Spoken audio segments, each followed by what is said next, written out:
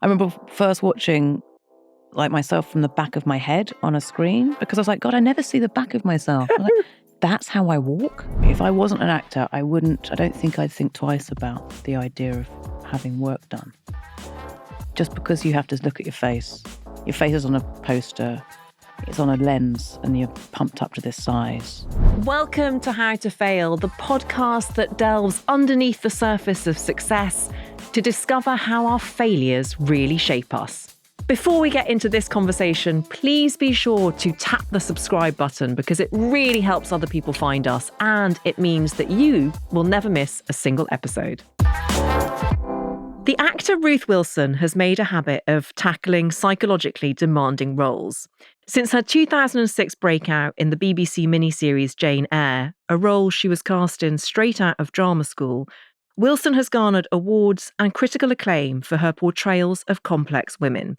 Whether it's a mother grieving the loss of her child in The Affair, a sociopathic research scientist in Luther, a villain in his Dark Materials, or whether it's Wilson's stellar stage performances as Hedda Gabler, Anna Christie, or Cordelia in King Lear, she brings a fierce intelligence and inner emotion to each role.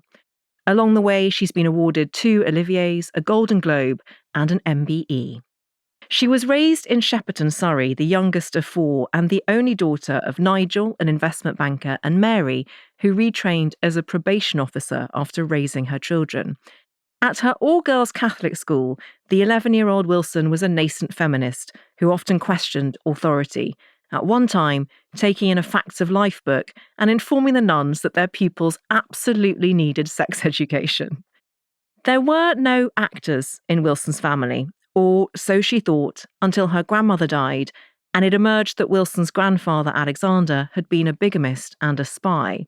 Some hitherto unknown relatives emerged.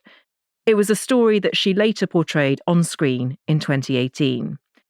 Now, Wilson is back with Apple TV's Down Cemetery Road, based on novels by Mick Herron, who also wrote Slow Horses.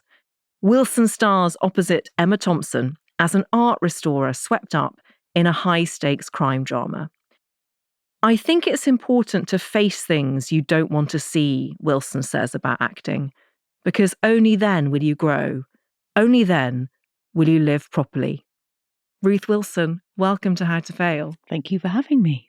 That quote you gave about a specific play that you saw, it was Carol Churchill's play, Here We Go. I was wondering where that came from. Yes. Which you describe as a life-changing experience. Yeah, it was the most it's one, you go to plays sometimes and it's when they have a huge effect on you and you think, okay, this is why theatre is important or why it can make such an impression on you. And this is a play written by Carol Churchill. It got like 1 stars across the board. I thought it was the most incredible thing I'd ever seen.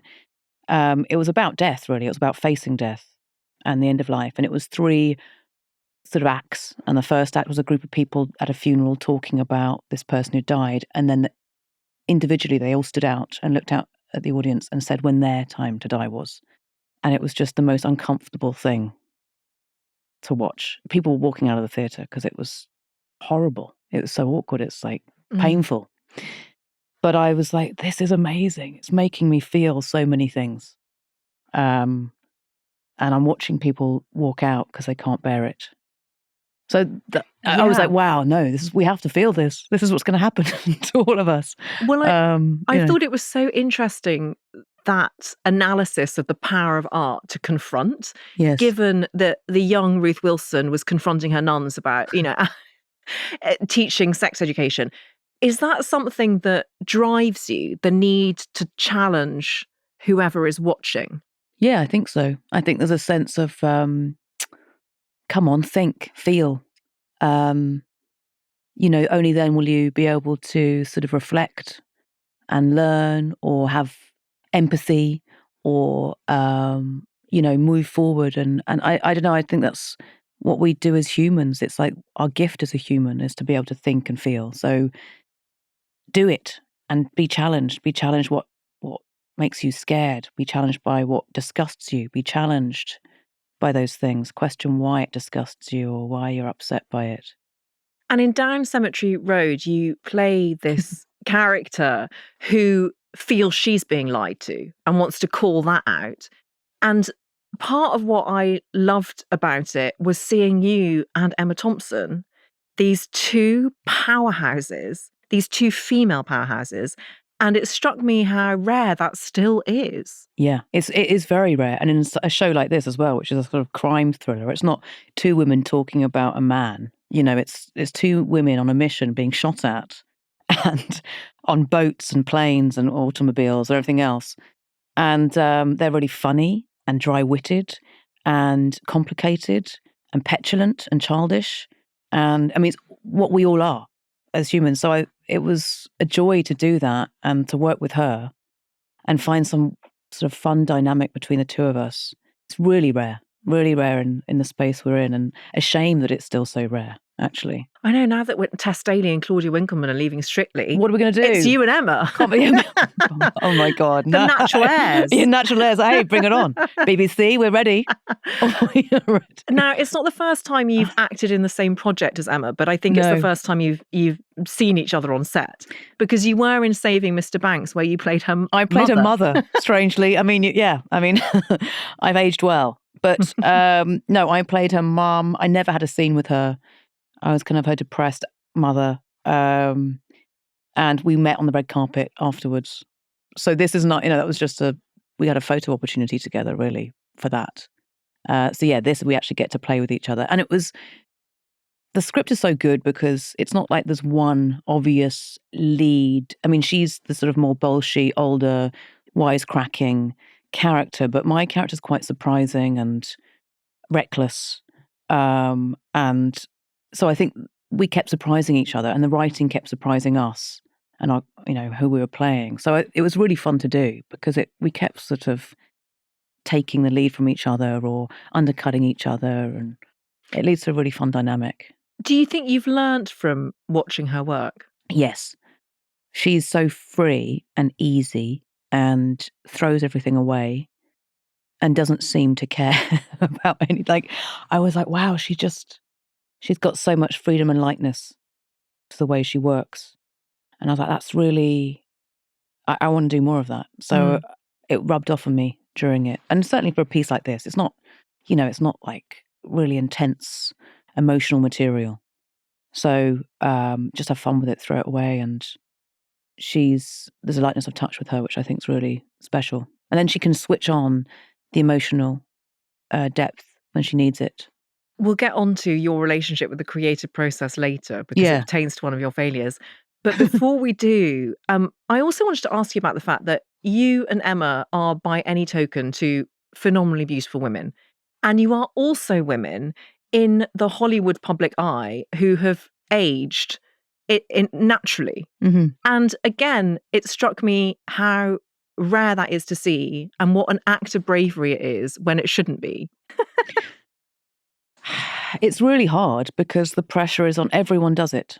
Everyone does something to their face, and it's all available now more than ever. It's sort of, you either choose to sort of join your peers and put stuff in your face and make yourself look. I don't think it makes you look younger. It just makes you look like you've had stuff done. Like if you look at people who are 60, 70, and someone's had work and someone hasn't, they don't really look different ages. They just look like someone's had work and someone hasn't had work. But so it does feel like you make a choice, and it's sort of, I don't know, it's difficult in my industry. If I wasn't an actor, I don't think I'd think twice about the idea of having work done. Just because you have to look at your face. Your face is on a poster, it's on a lens, and you're pumped up to this size. Your face is made bigger in a cinema screen. You're like, you can see yourself aging. Let's get into your failures, because you did this very generous thing. You gave me your failures, the sort of one-sentence failures, and then yesterday I got this extraordinary essay that I said beforehand. I was like, this has done my work for me. I thought I'd give it more context. I know, and it's all a way of me processing what I was thinking about. Your first failure is your failure to get into Oxford University. Yeah. Which for an overthinking perfectionist, I imagine was tricky. But tell me, first of all, why you applied, or who was it who told you that you should? Yeah, so I was thinking about this as like a sort of superficial failure, because it's not something I hold a lot to. now, and don't think I really did at the time, but it was interesting sort of why I applied and what it meant to me. I did history I was at Isha College at this point. I'd left the convent. I'd gone to Isha College. I spent 2 years there. I loved it. It was my best years of academia. Like, I was doing classics, theatre studies and history. I got on really well with the teachers. I adored it. But I was harbouring a secret desire to act. My theatre studies teacher had told me, you should give it a go. But I never mentioned it to anyone. I thought it was a complete pipe dream. I didn't believe it would really be possible, but I was harbouring this secret desire. So I thought, okay, I'll go to university and I'll do acting on the side. And I didn't know how to get into acting. So I was like, and my history teacher said, you should apply to Oxford. And I'm like, yeah, okay. Actually, I know a lot of actors, including Emma, who went to Cambridge, but a lot of actors who I admire, they got into acting by going to Oxbridge. So that's a way to get into acting. Yeah. Completely putting the academia part aside and thinking I could even do that. So I thought, yeah, okay, I'll apply. And I did one of the worst interviews, I should think, ever. Why was it so bad? My history teacher had told me, I'd done some prep with him, and he told me, okay, if they come up with a subject that we haven't studied, just tell them you haven't done that, we haven't studied that. And I found myself saying that over and over again in the interview. And I think it was a way of me not answering the question, or if I didn't know the answer, I'd just go to sort of response. But I found myself saying it over and over again, and they're looking more and more disappointed in front of me. And then there was another part of the interview. You had 2 interviews over a weekend. And the other interview was with this guy. It was going quite well. And then he asked me, so where do you live? And I said, I live in Shepperton. He said, what kind of house do you live in? And I said, well, it's an old Victorian house. He said, okay, so who do you think lived there when it was first built? And I was like, mind blank. And that's my clown a bit. I just go completely blank. And I said, oh, actually, it is interesting because on the side of the wall of our house, people have scratched in their initials who've lived at this house. And he said, well, oh, right. So who lived there? And of course, I hadn't ever looked into who those initials were. I didn't know who they were at all. Showed no curiosity about who had lived in the house. So I think they were like, okay, she's definitely not, this isn't someone we want. She's got no interest in history whatsoever. And it was kind of, I think it was disingenuous reason as to why I wanted to go to Oxford. I didn't care about the academia. I wasn't really interested in studying history. I love history, but wasn't that interested in it. And I was that was revealed in the interviews, really. And my dad had gone to Oxford as well, so I kind of felt maybe I should follow his footsteps. But I wasn't confident enough in saying what I really wanted to do at that point. And I'm so interested that you felt you shouldn't be open about your desire to act. Why was that, do you think? I think from where I grew up, no one in my family had gone into acting. No one in my family was an artist of any sort of note. We all did sport and we all did normal subjects. We were kind of very conventional. Mm. The idea of going into acting seemed completely absurd. And I sort of felt it didn't come from anywhere. I didn't feel like there was a path that I could follow. So I felt a bit silly. I thought everyone had those pipe dreams. Everyone wanted to be famous or sing, a singer or an actor. And so I just thought maybe this is a sort of silly pipe dream that I have. So I was pursuing it really secretly.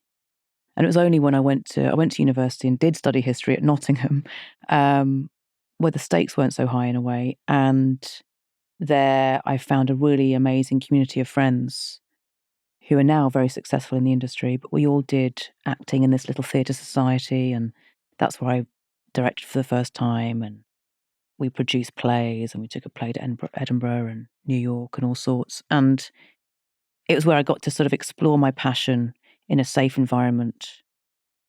And it was where I decided, okay, I've really got to give this a go. And that parallel I drew between you and your grandfather in the introduction is actually a parallel that you've drawn. So it's rather than my projecting what I believe to be. Yeah. But tell me more about that? Because then did that make sense of your desire to play other parts? Completely. I mean, my grandfather was a fantasist. I mean, he wrote 27 spy novels, and he had numerous wives and lots of kids, and very odd guy. He was a liar, and that's, I mean, actors, I don't really think they're liars, actually, actors. They're we live in alternative universes, though. And so I could see where the capacity of imagination had come from and where that creative imagination had come from. And it was that line of the family, which was really surprising to me, because my dad is quite straight, when, like you said, he worked in the banking and in London and had gone to Oxford and was quite a sort of conventional life. So it did make sense to me suddenly that I had this other very imaginative, creative side of the family, and his other sons from different families. One had been a jobbing actor his whole life. One had written poetry. So I was like, oh, okay, we do have a creative strand in the family. It's not completely mad that I've gone into this world. And what do you think the overall lesson is of this failure, reflecting back on it? I don't know. I mean, part of me thinks, that's why I think it's a bit of a superficial failure in a way. It's like, I think it was more about trusting instinct. Like I didn't feel that Oxford, I would thrive at Oxford. I knew that. I knew going there, it was like not really me.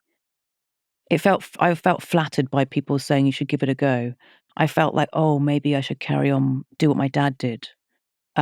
Maybe this is my way into acting. The actual, I didn't have any real desire to be at Oxford doing history at all. So it felt disingenuous. I felt like, and when I went to Nottingham, I felt instantly at ease there. So I suppose it's something about instinct. Maybe it's about instinctive choices, and that I wasn't admitting to really what I wanted or what I felt was true. And it was revealed to me quite quickly. There's an revealed, by those interviewers. You know? I was like, okay. There's an interesting interplay here between truth-telling and lying. Yeah. Because you describe your grandfather as a liar and yet had this imaginative, fantastical bent. And then you said, I don't think actors are liars. And I agree with you. I don't think they are. I think they're truth-tellers. Yes. And they use performance as a vehicle for telling that truth. Yes. And this failure is all about you understanding the truth of yourself, really. Yes. And it was a long journey of like working out, being honest with yourself about what you really want and having the confidence to say it. And I think that was also, for me, it took me a long time to gain the confidence of my truth and my instinct. And I think that whole interview, I was lying all around. I wasn't lying. I was sort of trying to cover. And like even the way I reacted, he asked me about who do you think lived in the house? And I just, rather than sort of coming up with some, or even saying, I don't know, actually, I'm not sure. I was like, oh, there's something on the side. I would keep trying to sort of lie my way out of something or bullshit my way out. And I think, we're similar ages. Yeah. And I think also for women of our generation, we're in that interesting spot between first wave feminism and, we're caught between. Exactly. Yeah. And I also experienced that sort of desire to please others and to perform to please others. Yeah. Leading me further and further away from my actual self. Yes. And then there was a big implosion in my life. And then I was like, oh, right, now I get it. Now I have an opportunity to live authentically. Yes. When do you think that happened for you? Was it this Oxford experience? No. I mean, I think Nottingham made me, when I was there, I was with sort of a group of great people, like-minded people, and I found my community. I think it was also that. It was like you were surrounded by people that perhaps were more confident in their desires. And it was similar to do you know what I mean? You sort of found people that also were honest about what they wanted to do. And lots of them, we'd done all these plays together, and lots of them said, okay, I'm going to go to drama school. And I was like, oh, they're going to, I fucking want to go to drama school, and I think it was that was the sort of moment of clarity for me. And I gave myself 2 years to get a job. I was like, okay, if they don't want me, I won't, I'll do something else. And you went straight into Jane Eyre. It was my second job, and it's almost 20 years ago now. Wow. It's 20 years next year. I just wonder if you'll indulge me, because I just want to say that The Affair, yes, particularly the first season, yes, changed how I thought about storytelling in the most extraordinary way. Yeah. And, I also write books, and it really helped me with plot and everything. Yeah. It was amazing. Yeah. You were amazing. Yeah. What was it like that first season? Did you feel you were doing something really special? I don't think we ever knew it was going to be a massive hit or it was going to work. You never do, quite. But I knew it was fun to do, and I loved the challenge of it. And then, of course, it came out, and you sign on to however many seasons. I remember Dominic and I at the Golden Globes, it won the Golden Globe, and everyone was so shocked because it had just come out. And I remember looking at him and going, 5 more years. We've got 5 more years now. This is Dominic West. Dominic West was like, 5 more years. Shit, are we ready for 5 more years? But it was amazing, and the cast were amazing, and it was really, like you say, it's such an interesting, obvious way of writing material or putting a story out there that hadn't been done often. And often that's the best, always a simple approach to something, which it seems obvious is the best way. You're very good at accents. So obviously you nailed an American accent for The Affair, to the surprise of many people who would then meet you in the street and be like, hang on a second. But you also portrayed Emily Maitlis. You nailed her voice, Ruth. Yeah.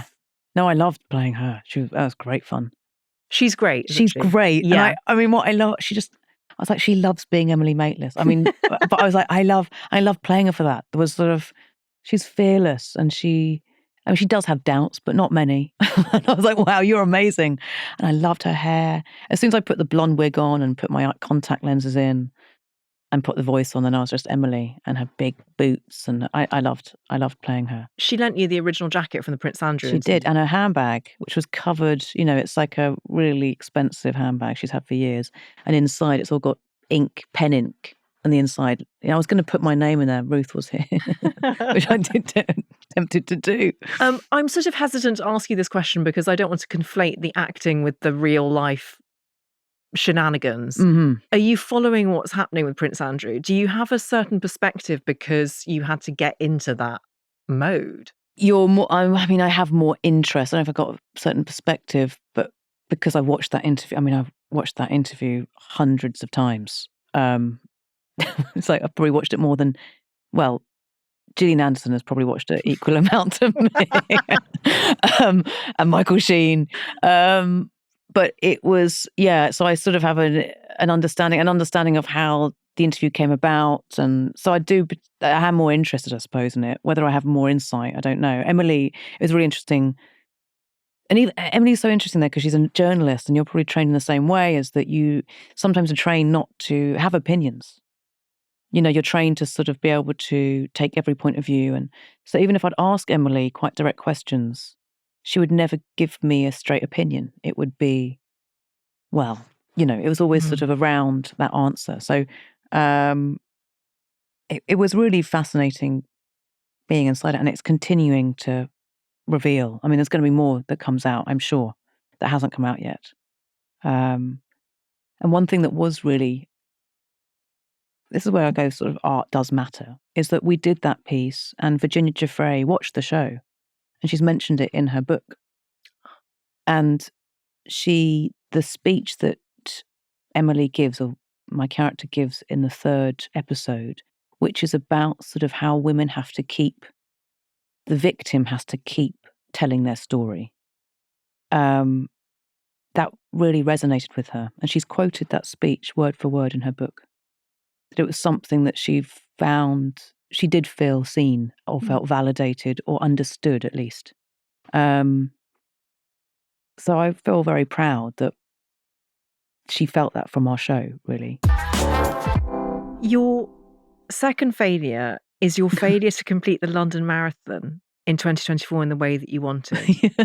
Now, but this has actually a very, very emotional resonance to it.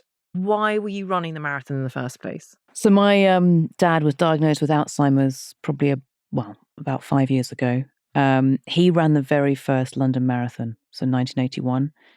And my brother came up with the idea that we should all run it in honour of him and for the charity Alzheimer's Research. And my sister-in-law had lost her mother to Alzheimer's and had run the marathon 4 times in her honour. So we're like, okay, we should do this. I mean, all of us were slightly reluctant, the idea of running a marathon. I'd never considered ever running a marathon in my life. It never crossed my mind. But we all decided to do it. We got places. And then, it became competitive, which is what happens in my family. It was quite interesting. It was fun, but the process of training, we're all on Strava, keeping up with each other, being supportive, but also keeping tabs on each other, It's like, And because you're the only girl and the youngest, Yeah. I guess there's an extra pressure. Yeah, I was like, I cannot let the team down. I'm not gonna, this is always the case. I have to keep up with them, do as well as them, if not better. And that's my own shit. Do you know what I mean? It's not anything they really put on me, but there's definitely a sense. It was, a sense of competitive nature. My nephew was also doing it, which was lovely. So it was 5 of us all together. And then it sort of came to the day, and we all were running our separate races. So I knew that everyone was trying to get a time. And I knew that everyone was sort of trying to get under 4 hours. And it became about that. It was weirdly in your own drive. Running it was great. It was sort of amazing, seeing everyone around, all the amazing people running for different charities. Very moving. And I had in my head this idea, I'd imagined me finishing. Like I'd imagined, I'm going to run across the line, I'm going to be triumphant, crying. It's all going to be really emotional. I had this sort of idea of what it's going to feel like at the end. And then, of course, 5 miles before the end, my leg completely packed up. Like my shin and my calf just froze. I could hardly walk in it really. I was limping around. And I just thought, I'm going to have to walk the rest of it. I can't drop out. I've got to walk. And I thought I was going to have to do it on my own.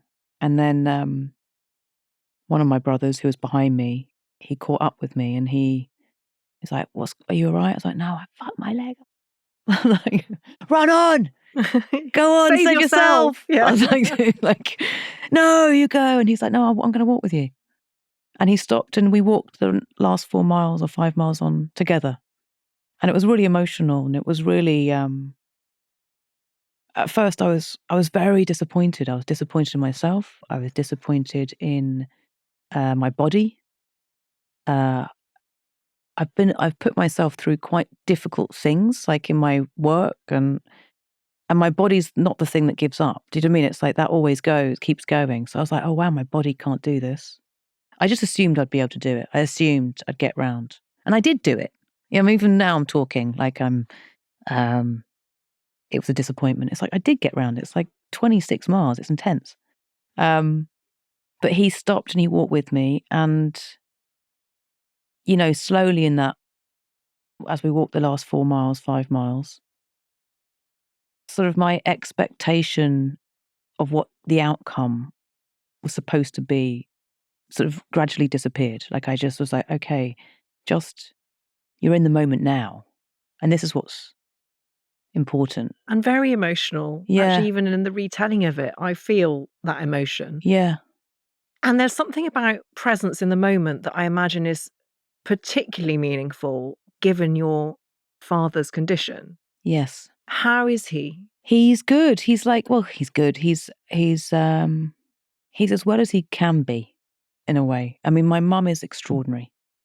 And I think it really helps if you have a partner who takes care of you and makes you feel safe if you're in that scenario, if you're losing, she's so generous and she's so patient with him. And he knows who we are. He can't remember what happened yesterday or what's happening tomorrow. Mum needs to take him to the bathroom and she needs to dress him every morning. He sort of has to be constantly reminded of where he is and what he's doing. And he can't really communicate. He's lost language. He occasionally is really lucid and very funny. He'll come up with a joke every now and then. And so he's there, but he's sort of fading in and out. So much for sharing. Yeah. That. And thank you also for the work that you do for the Alzheimer's research. Yeah. My best friend lost her mother to Alzheimer's at the beginning of this year. And so I have a little perspective onto what that is like. And I think these conversations are so important. Yeah. And it's one of those diseases that needs funding and needs more attention. It's one of our biggest killers, and no one, I think because it's associated with old age, people dismiss it as just old age. You don't have to suffer from Alzheimer's. There are going to be, and there's so much money being ploughed. Well, there's not enough. We need more money being ploughed into research because, and there's things on the cusp of discovering like a cure or, the real factors behind it. It's a bit like cancer in that it's very particular to the individual. So it manifests very differently for every person. And that's why it's so hard to find one cure for it. You have to kind of deal with a human who's having the experience. But it's cruel. It's a cruel disease, and it slowly takes the life away from someone. And I was looking at a photo of my dad the other day, and I was like, that's him. That was him. He was always he loved talking. He loved having big, massive chats about politics, history. We'd talk for hours. We'd be up till 2 a.m. chatting about what's going on in the world. And my dad and mum, mum was a socialist, or she was lefty, and dad was a Tory. So we'd have these great debates at home, always. Clash of politics and ideas. So it's sad seeing I can't have those conversations with him anymore. Well, I wish your father and your mother the best. And we're thinking of them. And thank you so much for talking about something so important. Yeah. Your final failure, it's a little one. It's a small little failure. I looked at Malcolm Gladwell's, I was like, Jesus, his are really intense. I was like, okay, I've got to be a bit more serious on my failures. I'm glad you looked at Malcolm Gladwell's because one of his failures was failure to run. Was it? Well, he started taking joy in the mediocrity of his running rather than being competitive with himself about it. Yes. Well, your final one is your failure to trust the creative process. Okay. Deep dive. Yes. Okay. Deep dive. So, has that got any better with all your many awards? No. Funnily enough. Okay. No, it has. It has got better. I mean, this is just it's a broad one because I was thinking, okay, what is it that I do attempt and fail at consistently? And it is failure every single time, no matter how, well a show goes down or whatever, how well a job does and out in the world. In the process of it, I consistently think it's going to be an absolute failure and think that I'm an absolute failure in it. And it's so weird. It's like, come on. And my partner's always like, okay, Ruth, you said this last time. And I'm like, no, but this time. No, it's different this time. He's like, you said that last time. So it's sort of some weird, I don't know, I haven't sort of managed to trace a new pathway in my brain as to what the reality is. And I don't know why. I think it's like many reasons why, but it will manifest in a sort of way of, if I'm doing a play in rehearsals, I have sort of, massive crisis of faith in the material, in what I'm doing. If it's TV and film, and it happens more often than that, it's usually once the day is done of filming that I'll go home. And on the day, the reality of the actual scene and doing it, probably fine. Explored lots of different things. But I go home and eat my own head for hours, obsessing over what I should have done, what I didn't do well enough. It's completely pointless. And it's exhausting and it's boring for everyone around me. And it's it's not reality, actually. So it's quite weird that I do it. And it's, I'm getting better. I am getting better, but it is a failure that I want to work on. It's so interesting, though, because as you're talking, I relate to everything you say, albeit not with acting. Yes. But with a podcast interview, I will constantly be thinking, God, that I phrased that question so badly. Yes. And then when I listen back, I'm like, why didn't I ask this? Why did I gabble on? Why didn't I leave silence here? And again, with writing books, I now understand, a bit like your partner was saying, it's part of my process that approximately 2/3 of the way through, I will think I'm the worst writer who has ever committed pen to paper. Yeah. I mean, I think it's obvious. Most people have this feeling, right? Yes, but I wonder if it's actually because you can see all the things that you could be doing, it makes you a better actor in a way. Yeah, just very neurotic. I mean, when I look at Emma, I'm going, I'm not sure she's going home and, breaking down the scene. Have you asked her? I will ask her. I don't think she does. I mean, well, Okay, I'll be surprised if she does. I think she has a beer and just has a great time. And there was one time recently I was like, okay, just stop, don't think that. And suddenly there was an empty blank, nothing. I was like, well, there's those things I could do now. I could work out, I could read a book, I could, make dinner, I could do loads. Suddenly, actually, if I took that away, there's loads of things I could do, but there was a sort of emptiness. Mm. And I sort of thought, oh, this is a habit that I've taught myself to do that makes it feel more important than it actually is, maybe. Yeah, and also maybe you're scared of the emptiness. I'm scared of the emptiness. So you're filling it. Exactly, I'm filling it with just really useless shit. Because, we've done the scene, you can't go back to it. It's done, it's dusted. What's the point in worrying about it? Do you watch back your own work if it's on TV or film? I sometimes have to, because I'm sometimes produce stuff. And so you're in the edit or you're getting sent edits of it. And I'll maybe watch one episode just to see tonally or if it's working. I kind of hate it. Mm. Although there is a plan to watch the whole 8 episodes of Down Cemetery Road on one day. Emma's idea. I blame her entirely. And I'm dreading it. Not sure I'm going to be able to make it through. I have to watch 8 hours of myself. I mean, that's not fun. No. That's kind of like, oh my God. Why did I do that? Sometimes you're like, oh, that's okay. Oh, that really works. And then other times you're like, that's just, oh my God. And then you're like, I look old. Oh, Ruth. You look great and you're amazing. But can you imagine watching yourself? I can't. It's horrendous. Like, I struggle with this having to be filmed for social media clips. I just now seek to try and disconnect myself. I'm like, that's just a version of myself. It's not actually how I look. No, exactly. That's all you can do. Yeah. I remember first watching like myself from the back of my head on a screen because I was like, God, I never see the back of myself. Like, that's how I walk? Oh, God. It's like suddenly... It's so weird. I just had this experience yesterday of seeing a film of me walking away and I was like, God, I'm so hunchback. It's like round-shouldered, sort of lump and oaf walking on the street. It's awful. Like, wow. People know too much. Yeah. What is the worst creative experience you've ever had in this context? And then what's the best? Okay, so the worst, and I'm picking like, it was a job that actually, and this is another proof of why it's completely useless, is it was a film I did called The Little Stranger, which is like a film with Lenny Abramson directed it, and I think it was a particular point in my life, to be honest. I think I was I was about 37 or something, and probably going through some sort of transition, but I was hyper self-conscious for some reason. And I was I'd like fake teeth in. I was playing a posh woman called Caroline Ayres. And it's another book, an adaptation of a book. Everyone had like tashes on, and it was a little bit, and it wasn't comedic.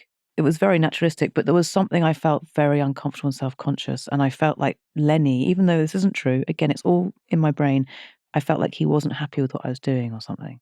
And I was deeply self-conscious through the whole of that film. And I thought it was going to be the end of my career, or it was over. And my poor boyfriend was getting it every night. I was like, this. And I felt so uncomfortable on set and being looked at. And then the actual final product is one of my better performances. And I was like, okay, I've got no control over this. This means even in discomfort, the camera reads something interesting. What's the best creative experience you've had? The 24-hour play, which was, again, because I had no time to think anything. I couldn't, the whole setup of that. So this is a 24-hour play I did on stage. I did one scene 100 times with 100 different men, most of which weren't actors. And I'd never met them before, never rehearsed the scene with them. It was like a 10, 15-minute scene. Every 2 hours I'd have a break for 15 minutes and got to pee and eat some food. But I was on stage doing this repetitive thing. It's a kind of piece of performance art, really, rather than straight theatre. But it was the most electric and just fulfilling thing I've ever done in my life, because I couldn't plan anything. It was totally up to the gods who walked on. And it was about creating, again, being completely present, creating some sort of unique energy with that person opposite you. And they were all randoms, I never met them before.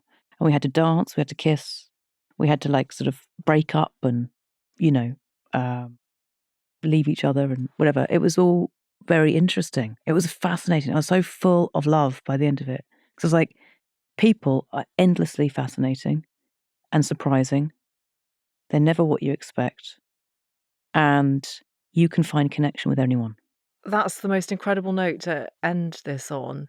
I am such a firm believer in the power of connection. I have Only Connect tattooed on my wrist. It is everything. Yeah. And I'm so, so grateful to you, Ruth Wilson, for coming on to How to Fail. No, thank you for having me. It's been wonderful. Please do follow How to Fail to get new episodes as they land on Apple Podcasts, Spotify, Amazon Music, or wherever you get your podcasts. Please tell all your friends. This is an Elizabeth Day and Sony Music Entertainment original podcast. Thank you so much for listening.